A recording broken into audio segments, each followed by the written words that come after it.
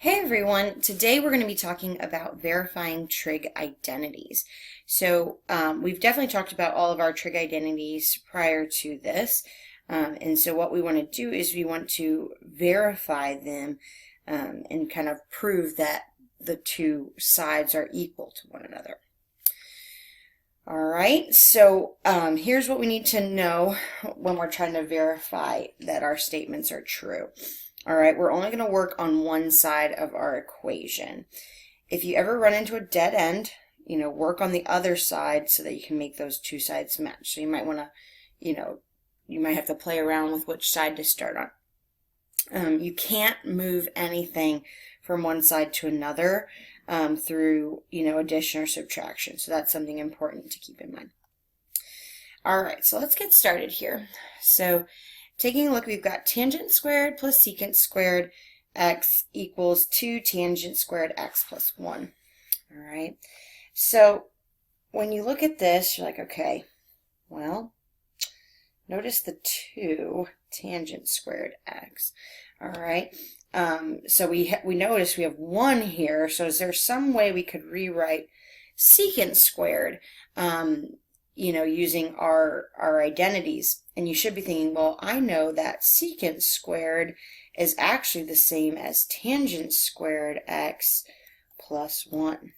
So I'm just rewriting secant squared like that.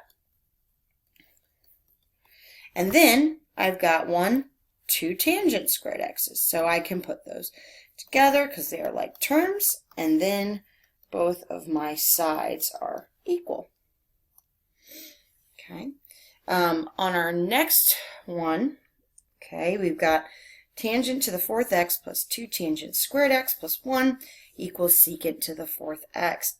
Now, notice, this guy over here, that's a trinomial, right? And we can factor trinomials. And actually, this is a perfect square trinomial. So it's going to factor to tangent squared x plus 1 times tangent squared x plus 1. If you don't believe me, multiply it out and you'll see that it does work. Okay, so we're going to keep this secant to the 4th x right there. Now, tangent squared x plus 1 is the same as secant squared x. That's our Pythagorean identity, or one of them. And then secant squared x times secant squared x is secant to the 4th x. So there is our verification. All right. For our next one, we got 2 fractions here, and we are subtracting them, and they have to equal 2 tangent theta. So whenever you're adding or subtracting fractions, you have to get a common denominator, all right? And our common denominator, okay, is actually the combination of all possible factors of our denominators. So our LCD here is going to actually be 1 minus sine theta and 1 plus sine theta. All right, so I'm going to multiply my numerator by 1 plus sine theta and my denominator by 1 plus sine theta, because that's what I'm missing in my first fraction. And in my second fraction, I'm going to multiply by 1 minus sine theta on top and bottom. Okay, so my numerator is going to become cosine theta plus sine theta cosine theta. All right, and then I'm going to be subtracting all of my other fractions, so we'll have cosine theta minus sine theta cosine theta. And then my denominator, all right, when you multiply this out, you get 1, and then you have a minus sine theta and a plus sine theta, those cancel, and then we'll have minus sine squared theta. Okay, so let's see what we can do here. We can distribute our negative. Okay, so then we're ending up with cosine theta minus cosine theta, so those go away. And then we have a minus, that becomes plus, a positive.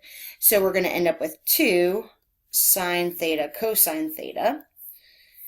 Now 1 minus sine squared theta is the same as cosine squared theta.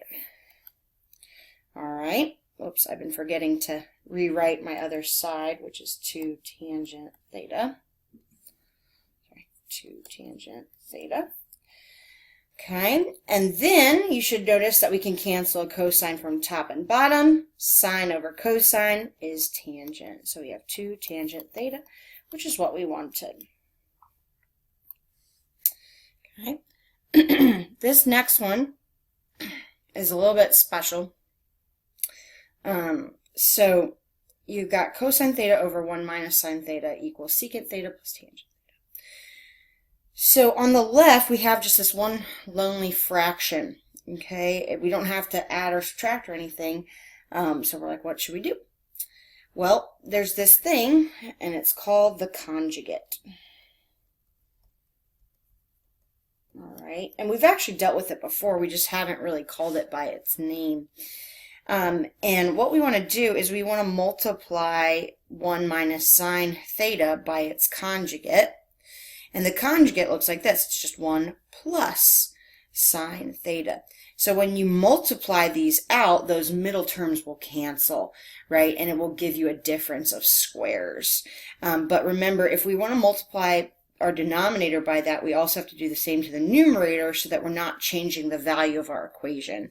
Because really what we're doing is we're multiplying by 1. Okay, so let's do that. So my numerator becomes cosine theta plus sine theta cosine theta when I distribute. Okay, my denominator is going to be 1 minus sine squared theta. Remember, I'm actually multiplying it out, but those middle terms cancel. That's the whole point of the conjugate. Okay.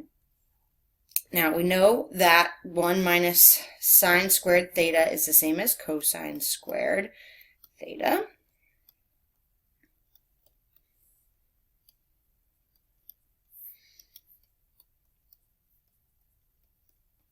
Okay, and now I can cancel a cosine from here, here, and here. But remember, whenever I cancel something, there's really a 1 left behind, okay? So I end up with 1 plus sine theta over cosine theta, okay? And then we're supposed to equal secant theta plus tangent theta. Now, I can split this guy up into 2 fractions just as long as I divide them both by cosine theta. So 1 over cosine theta is the same as secant theta. And sine theta over cosine theta is the same as tangent theta. And now we have verified that trig identity. There are 6 more problems that we'll try together in class. So make sure that you're there to check them out.